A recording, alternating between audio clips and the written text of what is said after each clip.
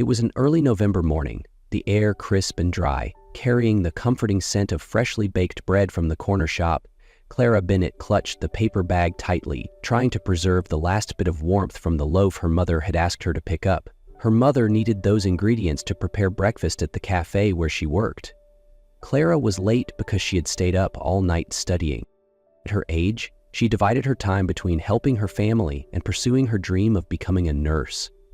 The dark circles under her almond-shaped eyes betrayed the sleepless nights spent buried in anatomy textbooks.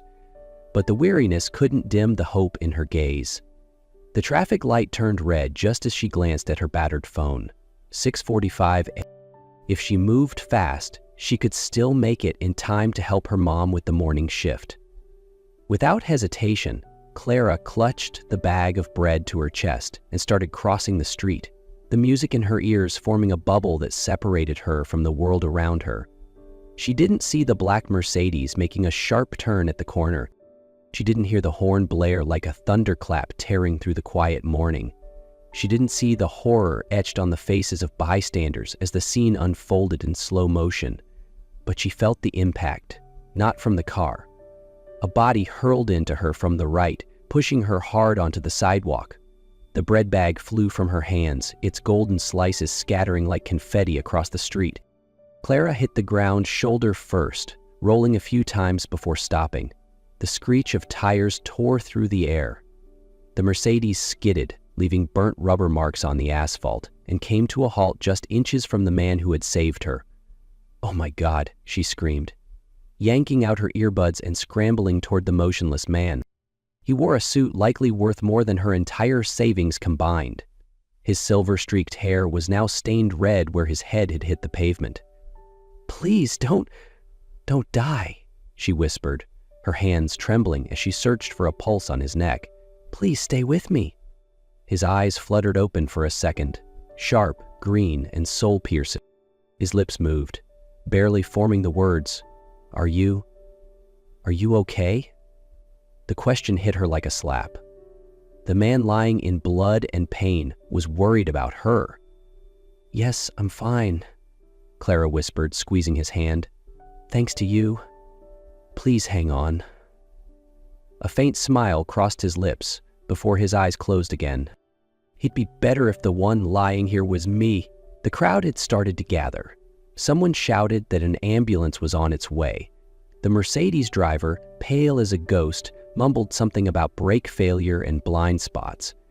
But Clara could only stare at the stranger's face, at the lines that hinted he used to smile a lot, and the gold ring gleaming on his left hand. There was a calm radiating from him, even in pain. The sound of sirens grew louder in the distance. Clara took off her jacket, the only new thing she owned, and placed it under his head to help stop the bleeding. "Does anyone know who he is?" she asked desperately, looking around at the crowd. "Someone must know who he is." A man in a suit, looking like he belonged to the same world as the one lying on the ground, stepped forward. "He's Daniel Whitmore," he said shakily, "chairman of Whitmore Holdings." The name hit Clara like lightning striking twice. Everyone in the city knew that name, tied to skyscrapers and million-dollar donations to hospitals. And now, that very man was lying in the street, bleeding, because he had saved her, a girl who couldn't even afford a new phone. The paramedics arrived in a storm of movement and urgent commands. Clara was pushed back as they surrounded Daniel, attaching monitors, fitting a neck brace, preparing the stretcher. "Miss, please come with us," one of the EMTs said, taking her arm. "I'm fine," she protested, her eyes never leaving Daniel as they lifted him onto the stretcher. "He pushed me out of the way. The car didn't even touch me." "Still, we need to document the incident, and your arm has a few abrasions." Clara barely felt the sting on her skin where it had scraped against the road. Her mind kept looping a single image, those green eyes asking if she was okay, that weak voice saying it was better that he had been hurt. In the ambulance, a medic gently cleaned the small wounds on her arm, while Clara stared at Daniel's unconscious face. The machines beside him beeped steadily, the only proof that life still coursed through his veins. "He's going to make it," the medic whispered, adjusting the IV line. He's strong. The head impact looked worse than it is, but the hospital will need to run more scans just in case. The hospital. Clara closed her eyes and thought of her mother, waiting for the bread that would never arrive, the stack of unpaid bills at the tiny cafe, and her own deferred dreams of becoming a nurse. All of it suddenly felt small, insignificant, compared to the life and sacrifice of this man. "We need your statement." A police officer approached with a notepad in hand. Clara answered robotically. Her name, age, address. Each response felt inadequate, too ordinary to reflect the gravity of what had just happened. "Can you describe what happened?" I wasn't paying attention," she whispered. "I had music on. I wasn't looking. It was my fault. He saved me. I was in a hurry, had my headphones on. I didn't see the car. He came out of nowhere and pushed me out of the street." The officer nodded and jotted notes, his face grave. "The driver says the brakes failed. We'll conduct a full investigation." But Clara barely heard him. Her mind kept replaying that moment, the music in her ears, the sudden impact, the flying bread, and above all, those green eyes looking at her with a concern she didn't deserve. At the hospital, Daniel was wheeled straight into the emergency room. Clara stood in the hallway, clutching her blood-stained jacket, feeling utterly lost. A nurse brought her a clipboard. "Are you Mr. Whitmore's family?" "No." The word caught in her throat. I'm the one who nearly got him killed." The nurse looked at her kindly. "People said he chose to do that. He saved you." "About why?" The question came from somewhere deep inside her. "He didn't know me. He owed me nothing. Why would he risk his life for a stranger?" "There are people like that," the nurse said softly, "kind enough to do the right thing without needing a reason." Clara sank into a chair in the waiting room, her legs finally giving out after hours of trembling. She pulled out her phone and called her mother. "Mom, I'm sorry. There was an accident. I'm at the hospital." The next few minutes were a blur of broken explanations and repeated assurances that she was okay. When the call ended, she realized tears had been silently streaming down her face. A doctor appeared, his expression serious but not worried. "Were you the one who accompanied Mr. Whitmore in the ambulance?" Clara stood up quickly. "Yes. How is he?" "He's stable. The head wound needed a few stitches and he has a fractured rib, but given the circumstances, it's miraculous it wasn't worse." "Can I see him?" Clara's voice was pleading. "He's sedated for now, and technically only family are allowed in." "Please!" Even Clara was surprised by the urgency in her own voice. "I just want to thank him, to let him know his sacrifice wasn't for nothing." The doctor's expression softened. After a moment of silence, he gave a small nod. 5 minutes, room 1003. The hallway leading to room 1003 felt like the longest walk Clara had ever taken. Each step brought her closer to the man who had changed her entire fate, with a single act of courage. As she stepped into the room, the steady beeping of the heart monitor echoed like a fragile reminder of life. Daniel lay motionless, connected to an array of vital monitoring devices. White bandages wrapped around his head and bruises had already started turning a deep purplish blue across his face. Clara quietly approached the bed, carefully taking his hand. It was a strong, calloused hand, proof that even as a wealthy man, he was no stranger to work. "Thank you," she whispered, knowing he couldn't hear her yet. "I don't know why you did it, but thank you. My life now belongs to you." And as the first rays of morning light spilled through the hospital window, Clara made a silent promise to herself. She would live a life worthy of that sacrifice. She would find a way to repay this man with everything she had. The private hospital wing looked more like a luxury hotel. Clara subtly adjusted her simple dress, painfully aware she didn't belong in a place like this.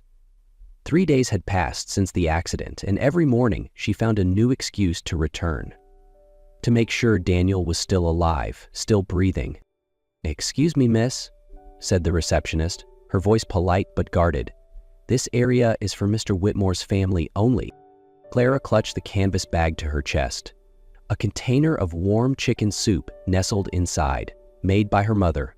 Despite their modest means, her mother had insisted, "Any man who saves my daughter deserves something made from the heart." "I'm his niece," Clara said, the words catching in her throat. She wasn't used to lying, but her need to see him outweighed her need for honesty. The receptionist checked the list. "I don't see your name on the family registry." Clara swallowed hard. "I live abroad. I just arrived when I heard about the accident. Please, just a few minutes." Perhaps it was something in her eyes or the sincerity in her voice, but the receptionist sighed and lowered her tone. "Room 1003. But if anyone asks, I never saw you." Clara's heart pounded as she walked down the hall. Nurses passed her without question. She had begun to blend into this world. "Room 1003. The door was slightly ajar. Daniel lay in the bed, his face turned toward the morning sunlight streaming through the window. The monitors continued their rhythmic beeping.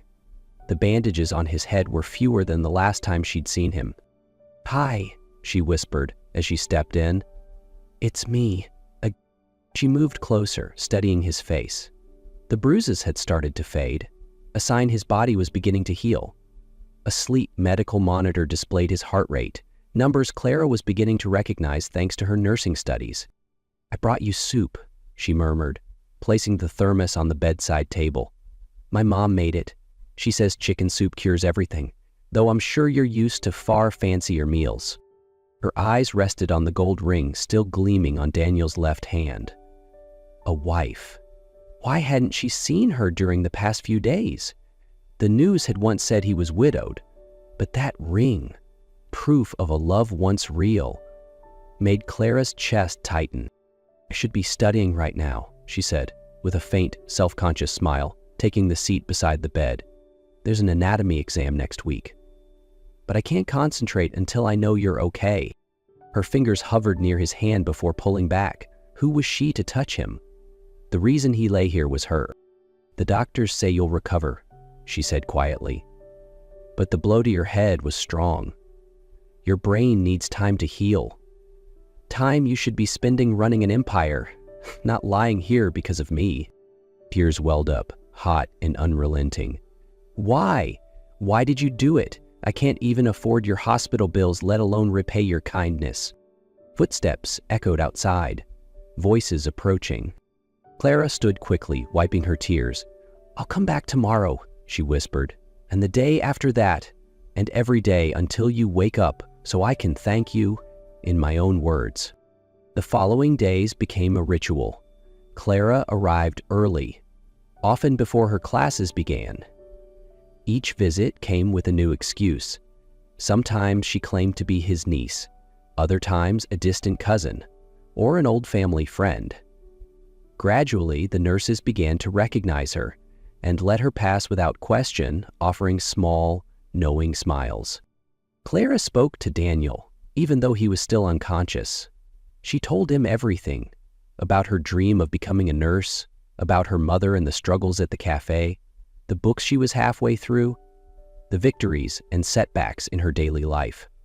Sometimes she read aloud pieces from the financial news, figuring he might want to stay updated on the world he once ruled. Even now, lying still and silent. One morning, as she recounted her latest anatomy class, she noticed the faintest flutter of his eyelids. Clara held her breath. "Mr. Whitmore." She leaned in closer, her heart pounding. "Can you hear me?" His eyes slowly opened, those deep green eyes regaining focus, landing on her face. In that instant, the world seemed to stop. "Breathe, Angel," he whispered, his voice hoarse from disuse. Tears streamed down Clara's cheeks, hot and filled with relief. "You're awake. Oh my God, you're really awake." "I'll get a nurse." But before she could stand, Daniel's hand clutched hers, weak but firm. "Wait. Tell me your name. I need to know." "Clara," she whispered. "Clara Bennett." A faint smile appeared on his lips. "Clara. Fitting name. You're my dawn. You brought me back to the light." She shook her head, guilt pressing down on her chest. "No." I'm the reason you're here. If I hadn't been so careless. If you hadn't been careless, he interrupted, his voice steadier now, I wouldn't have had the chance to do the most meaningful thing in my life. But you're Daniel Whitmore. She choked on her words. You built an empire, created thousands of jobs, donated millions. I moved money from one place to another, he said with a soft smirk. Saving a life. That was real. Clara sobbed. Why aren't you angry at me? You should hate me. I'm the reason you got hurt. Daniel tried to sit up, wincing from the pain. Clara rushed to help, adjusting the pillow behind him. How could I hate you? He said, looking deeply into her eyes. You've been here every day. The nurses told me, when I drifted in and out, you were always there. She blushed. I just wanted to make sure you were okay. And you brought soup too, he nodded toward the thermos on the bedside table. The first real smell I've sensed in days. My mom made it, Clara mumbled. It's probably not what you're used to. Perfect, Daniel cut in, his gaze softening. Just like you. In that moment, something shifted between them. It was no longer just gratitude or guilt. It was something deeper, quieter, a connection neither could name. Mr. Whitmore? Daniel, he corrected her. After nearly dying together, I think we can skip the formalities. Clara laughed. Daniel, I should get the nurse, she said after a few seconds of silence. They need to know you're awake. Wait a little longer, he said, still holding her hand. First, you have to promise me something. Anything. Keep coming back. Not out of duty, not because of guilt, but because your voice has kept me tethered to this world. Clara felt something in her heart unfold. I promise. As she stepped out to call the nurse, the room quickly filled with doctors, machines, and a flurry of questions. Clara quietly slipped away, but just before turning the corner, she looked back. Daniel was still watching her, his eyes full of unspoken meaning. For the first time since the accident, Clara felt that maybe, just maybe, fate hadn't been cruel when it brought them together. Daniel recovered slowly but steadily. Clara still came every day, bringing soup, books, little stories, and a light no one else seemed capable of offering him. They had begun to laugh more. The touches between them had softened. Something fragile yet genuine had begun to grow. And then, as with many beautiful things in real life, the unwelcome arrived. A photo was leaked.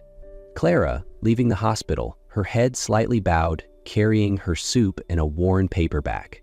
Daniel, smiling from his hospital bed as she left. The headline on a viral news site read, Billionaire Daniel Whitmore and the Mystery Young Woman, a romance born of accident? Public reaction exploded. How old is she? Clearly a gold digger. He must be desperate since his wife passed. Clara read those words while waiting in line to buy bread for her mother. Her vision blurred. Her chest tightened. She hadn't done anything wrong, yet the world condemned her for caring about someone. Deeply, she wanted to disappear. To stop going to the hospital, to avoid the pitiful looks from nurses and doctors. But Daniel already knew. When Clara entered his room, prepared to explain, he raised a hand and stopped her. I know, and I don't care. About they're your friends, your business partners, investors. No one gets to define my happiness but me. He looked straight into her eyes, voice calm but unwavering. Clara, if I have to trade my reputation to keep you, I will, without hesitation. She sat beside him, heart racing. The world outside may have been falling apart, but here, in this white-walled room, in the warmth of unjudging eyes, something sacred was taking root. 2 days after the media storm, Daniel requested his lawyer to visit the hospital. Clara assumed he wanted to issue a statement to the press, but the truth left her speechless. I want to create a scholarship foundation, Daniel said, eyes locked on hers. In my wife Helen's name. Clara sat frozen. She always wanted to help young people like you, those with dreams but no means. The lawyer placed a folder on the table. On the front page, The Helen Whitmore Foundation for Education and Renewal. Nominated Director, Clara Bennett. No, I'm not qualified. You have heart. You have empathy. And you know what it means to fight for a chance. Clara's eyes welled with tears. This wasn't just a gift. It was faith. A way for Daniel to show that his feelings weren't impulsive. They were built on recognizing her true worth. From that day on, public opinion began to soften. Their story shifted from scandal to inspiration. Hospital staff, once wary, now greeted her with warm smiles. In a quiet afternoon moment, Daniel took Clara's hand and whispered, "True love doesn't need defense, it needs conviction." She nodded. For the first time, there was no fear, no second-guessing, only trust, and a foundation laid not from wealth, but from belief and sacrifice. That night, Clara returned to the hospital later than usual. She didn't know why, only that something in her heart pulled her back. Daniel sat in the chair by the window, staring out into the darkness, as if listening to the whispers of the past. "I knew you'd come back," he said without turning. "I could feel it." Clara let out a soft laugh as she stepped closer. "I wasn't planning to, but I couldn't sleep." Neither could I. She sat beside him in silence. The room was bathed in dim light, the only sound the gentle rhythm of the heart monitor, like a slow lullaby. "I've been slowly dying since Helen left," Daniel began, voice low. "Work, accomplishments, it was all a shell. You make me feel alive again." Clara turned away, eyes shimmering. "I'm scared," she confessed. "Scared that these feelings are wrong, that we're wrong." Daniel turned to face her, his hand gently brushing hers. Real connection doesn't need years to grow. It needs truth. Silence followed. Not awkward, but deep. When Daniel lightly squeezed her hand, Clara didn't pull away. "I've never loved anyone," she whispered. "Neither have I," he smiled gently. "Not like this." And in that moment, no more words were needed. When their lips met, it wasn't blind passion. It was two souls merging after being lost in the noise of the world. Clara trembled, but she wasn't afraid. Daniel held her as if she were something sacred. No rush, no claiming. Every touch was a promise, every embrace a silent thank you.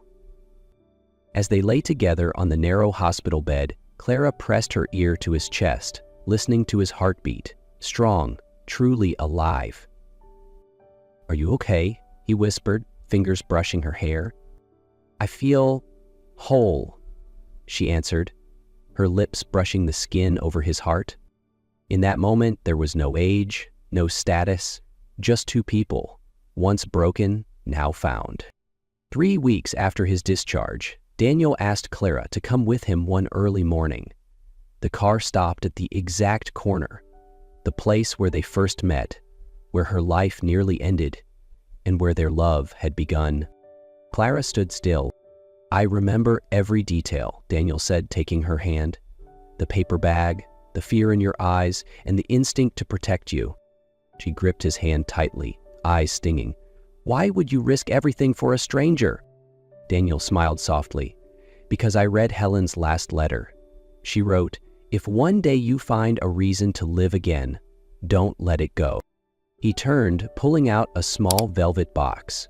Standing on the very crosswalk where fate almost broke them apart, Daniel knelt down. "Clara Bennett," he said, his voice trembling with emotion. "In the place I almost lost you before I had you, I ask, will you let me spend the rest of my life protecting and loving you?" Clara burst into tears. The ring shimmered with a green sapphire, the exact shade of her eyes, framed by 2 delicate diamond wings, symbols of shelter and destiny. "Yes," she whispered, 1,000 times yes. Strangers applauded. Someone recorded the moment, but in that instant, the world faded away, and only they remained.